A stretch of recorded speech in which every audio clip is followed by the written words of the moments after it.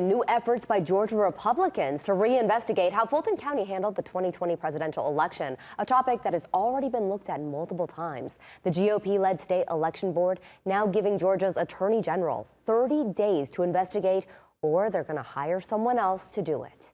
Republicans citing evidence suggesting more than 3,000 ballots were counted twice during a recount.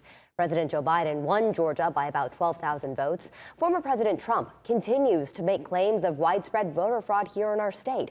Prior examinations did find that Fulton County's vote counting may have been sloppy and mistakes were made, but not enough to have changed those results.